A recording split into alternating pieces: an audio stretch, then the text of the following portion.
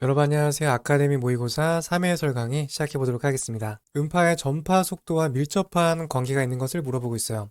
여러 번 강조를 드렸기 때문에 바로 정답 찾아보도록 하겠습니다. 음파의 전파 속도는 매질의 경도와 밀도와 연관이 있고요. 경도와는 비례하고 밀도와는 반비례하는 관계입니다. 다음 문제 볼게요. 큐리 온도에 대해서 물어보고 있는데요. 이렇게 간단하게 문제가 출제가 될 수가 있어요. 이 문제를 통해서 큐리 온도와 관련된 내용 정리하시면 되겠습니다. 정답은 4번이고요. 큐리 온도는 앞전 물질의 특성을 잃어버리는 온도를 큐리 온도라고 합니다. 정답 4번 체크하시면 되겠습니다. 다음 문제 볼게요. 초음파 탐촉자 안에 결합층과 댐핑층 사이에 있으면서 전기적 에너지를 초음파 에너지로 변환시키는 기능하는 것을 물어보고 있어요. 기본적인 탐촉자의 구조 알고 계시면 금방 정답을 찾을 수가 있겠는데요. 가장 앞쪽에 결합층이 있고 맨 뒤에 흡입층이 있고요. 중간에는 앞전 물질이 있게 되죠. 정답 4번 선택하시면 되겠습니다. 다음 문제 보겠습니다. 초음파 검사 시 B모드와 함께 사용해서 혈류의 형태와 속도를 측정할 수 있는 영상 표시법을 물어보고 있어요.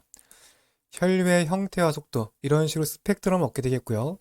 파형이 위쪽으로 나타나는지 아니면 아래쪽으로 나타나는지, 어떠한 형태를 갖고 있고 속도는 어느 정도의 값을 갖게 되는지, 이러한 결과와 연관되는 것은 도플러 표시법과 관계 있는 내용이다라고 보시면 되겠습니다. 정답 2번 선택하시면 되겠고요. 넘어가서 다음 문제 보도록 하겠습니다. 가로막과 허파의 공기사의 저항차 때문에 발생할 수 있는 인공물을 물어보고 있어요. 문제에서 공기라는 키워드가 주어졌죠. 그래서 공기 또는 장내 가스, 이런 표현 나오게 되면 이번에 있는 링다운 아티팩트와 연관되는 내용이다라고 기억해 두시면 되겠습니다. 바로 연관되는 키워드이기 때문에 따로 문제 보실 것 없이 바로 정답 찾으시면 되겠습니다. 다음 문제 보겠습니다. 도플러 검사에 대한 설명으로 옳은 것을 물어보고 있어요. 도플러 각은 60도 이하에서 오차가 적고요. 도플러의 주파수는 혈류 속도에 비례하는 관계입니다. 공식을 보면 EFV 코사인 세타분의 속도잖아요. 여기서 보게 되면 여기 있는 V 자체가 혈류의 속도예요. 도플러 값은 여기 있는 분자 값과 서로 비례하게 되죠. 반비례한다는 틀린 내용이고요. 출력 도플러는 이제 파워 도플러 나타나게 되는데, 파워 도플러 같은 경우는 혈류 속도를 측정할 수가 없습니다. 단지 이제 색깔만 나타나게 돼서 미세한 혈류, 잔잔한 혈류에 대한 평가할 때 출력 도플러 또는 파워 도플러를 사용하게 됩니다.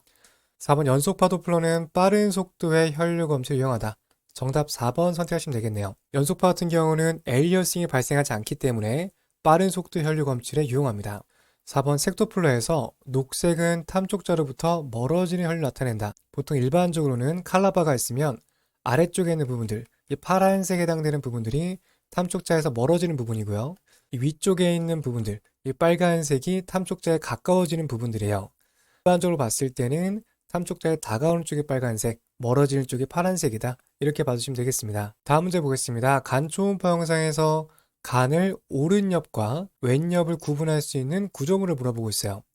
여러 번 중요하다고 강조를 드렸는데요. 초음파 관련된 문제에서는 이 간과 관련된 문제는 꼭 출제가 될 거예요. 그 중에서도 간 구역을 나눌 수 있는 부분들이 출제가 될 거고요.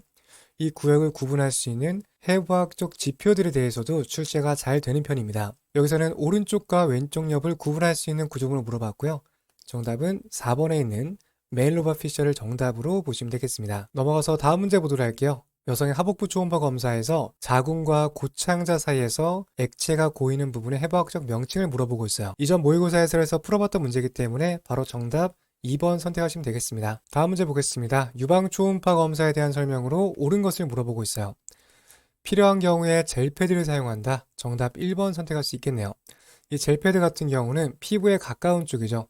슈퍼피셜한 구조물을 검사할 때 예를 들면 갑상선이라든지 또는 근골격 초음파, 피부와 가까운 쪽, 또 유방 초음파 검사할 때는 초음파 빔이 가까운 쪽에는 영상이 잘 안 만들어지기 때문에 이런 식으로 젤패드를 대줌으로써 어느 정도 거리를 만들어줘야 돼요.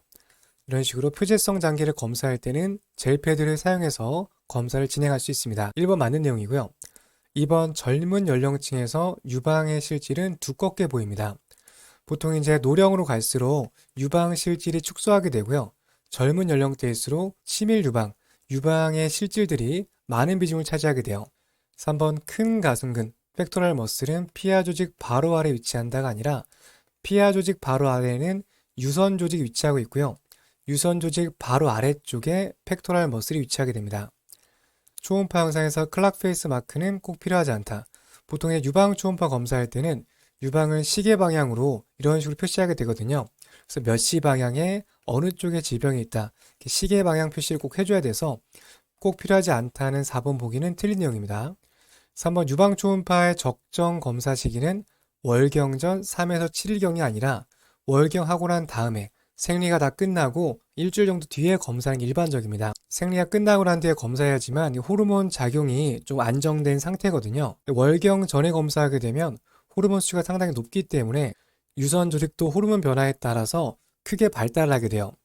이렇게 되면 유방 조직이 발달로 인해서 내부에 어떤 조직이 있는지 명확하게 분간이 어려운 경우가 있습니다.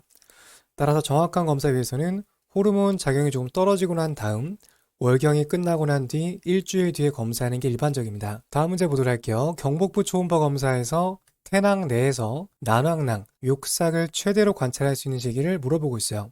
정답 2번에 있는 6주에서 7주 선택하시면 되겠고요. 마찬가지로 태령 측정과 관련된 부분들은 특강 영상 참고하시면 되겠습니다. 다음 넘어가서 3교시 실기 문제 보겠습니다. 영상에서 화살표를 표시한 부분에 질환에 대한 설명으로 옳은 것을 물어보고 있어요. 우선 기본적으로 이 영상 같은 경우는 간에서 발생된 혈관 종양으로 볼 수가 있고요. 이름에서 알 수 있는 것처럼 혈관 성분들이 뭉쳐서 만들어진 양성 종양입니다. 보통 이 질병 같은 경우는 남성보다는 여성에서 많이 발견되는 그러한 특징이 있어요. 하나씩 보기를 보게 되면 후방, 음양, 음영이 동반된다. 쉐도잉 같은 경우는 단단한 성분에서 동반되는 그런 허상이기 때문에 여기 있는 종양성 구조물, 혈액으로 채워져 있는 종양 구조물에서는 관계가 없는 내용입니다. 2번 간세포암으로 악성 종양이다. 앞서 설명드렸듯이 혈관종이고요. 악성이 아니라 양성 종양이에요. 3번 간 내 문맥 혈전을 동반할 수 있다. 여기 혈관종은 양성 질병이기 때문에 다른 문맥이라든지 혈관들을 침범하는 2차적인 합병증이 동반되지 않습니다. 4번 알파 태아 단백 수치가 증가한다. 여기 있는 AFP, 알파 태아 단백 같은 경우는 캔서가 있는 경우, 악성 종양이 있는 경우에 증가하는 경우에 나타나게 돼요. 다시 한번 앞서 설명드렸듯이 혈관종은 양성 종양이기 때문에 4번도 관계가 없는 보기입니다. 5번 고에코로 여성에서 많이 발생하는 양성 종양이다. 정답 5번 선택하시면 되겠습니다. 넘어가서 다음 내용 보도록 할게요. 영상에서 커진 장기의 원인으로 유추할 수 있는 질환을 물어보고 있어요. 지금 보시는 이 영상 같은 경우는 지라 영상인데요. 지라가 정상보다 사이즈가 커져 있는 것을 볼 수가 있습니다. 정상적인 상태는 이제 12cm 미만을 정상으로 보고 있는데요. 지금 대각선 직경을 쟀더니 16cm가 넘는 높은 수치가 나타나고 있습니다. 일반적으로 지라가 커지는 경우는 간에서 발생된 질병에 의해서 크기가 커지게 되는데요. 가장 대표적으로는 간이 단단하게 굳어지는 간경화증이라든지 또는 문맥에서 발생된 문맥 고혈압과 연관이 있습니다. 그래서 지라가 사이즈가 커진 경우에는 간경화 또는 문맥 고혈압과 관련된 보기를 선택해 주시면 돼요. 정답은 4번에 있는 문맥 고혈압증을 정답으로 보시면 되겠습니다. 다음 문제 보겠습니다. 영상 A와 B의 해부학적 구조물 명칭을 물어보고 있어요. 어렵지 않은 내용이어서 바로 정답 찾아보겠습니다. 이러한 영상과 관련된 보기는 1번에 있는 테스티스, 고환을 정답으로 보시면 되겠습니다. 다음 문제 보겠습니다. 여성의 경질 초음파 영상으로 태아가 착상하는 자궁 속막증을 물어보고 있어요. 가장 안쪽에 있는 자궁 내막증과 관련된 보기를 선택하는 문제인데요. 보시면 이런 식으로 자궁 구조물을 보여주고 있고요. C번과 2번 같은 경우는 자궁 근육층에 해당되는 구조물이고요. A에 해당되는 부분들은 자궁 경부입니다. B는 자궁 근처에 있는 난소 구조물이고요. D에 해당되는 이쪽 구조물들, 밝게 보여지는 이 선상 에코를 가지고 있는 형태가 자궁 내막과 관련된 해부학적 구조물이에요. 정답 D번 선택하시면 되겠습니다. 넘어가서 다음 문제 보겠습니다. 영상에서 초음파 조영제를 이용한 영상을 물어보고 있어요. 따로 설명드릴 것 없이 초음파 조영제를 이용한 검사는 B번에 해당되는 영상이라고 보시면 돼요. 영상 자체가 특징이 뚜렷하기 때문에 옆쪽에는 일반적인 B모드 영상이 주어지게 되고 옆쪽에는 살짝 주황색 또는 노란색으로 밝게 나타나는 영상이 조영제를 사용한 이미지입니다. 그래서 이러한 영상이 나오게 되면 초음파 조영제를 사용한 영상이다라고 기억을 좀 해두시면 되겠습니다. 보시면 이 영상 같은 경우는 일반적인 초음파 영상과 MRI 영상을 같이 보는 이미지고요. C번은 칼라도플러 적용한 영상, 2번은 이제 탄성 초음파를 이용한 영상입니다. 2번은 듀얼 이미지예요. 한쪽 영상으로는 표현하는데 제한이 있어서 양쪽으로 영상을 분할해서 얻은 이미지라고 보시면 되겠습니다. 초음파 조형제와 관련된 영상 하나 더 보겠습니다. 이쪽에는 B모드 영상이 나타나고 있고요. 옆쪽에는 조형제를 사용한 이미지라고 보시면 돼요.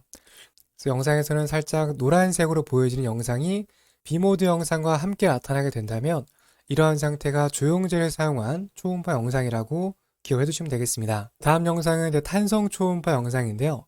보시면은 이런 식으로 칼라 맵이 주어지게 되는데 조직에 전체적으로 색깔이 입혀지게 되고 빨간색과 노란색, 녹색부터 파란색까지 표현하게 돼요. 빨간색으로 표현되는 부분들은 소프트한 구조물이고요. 파란색으로 갈수록 단단한 물질로 구성이 되어지는 그러한 차이점이 있다고 보시면 되겠습니다. 그래서 이런 것들을 통해서 나타나는 조직 자체가 단단한 성분으로 구성이 되어져 있는지 아니면 소프트하게 구성이 되어져 있는지를 탄성 초음파 영상을 통해서 구분할 수가 있게 돼요. 따라서 탄성 초음파 영상은 어떻게 나타나는지, 그리고 앞서 보여드렸던 조형제를 사용한 영상은 어떠한 차이점이 있는지 해당 영상을 통해서 잘 정리하시면 되겠습니다. 이렇게 해서 모의고사 해설 설명드렸고요. 다음 시간에 계속해서 뒤쪽 모의고사 해설 이어가 보도록 하겠습니다. 다음 시간에 뵙겠습니다. 감사합니다.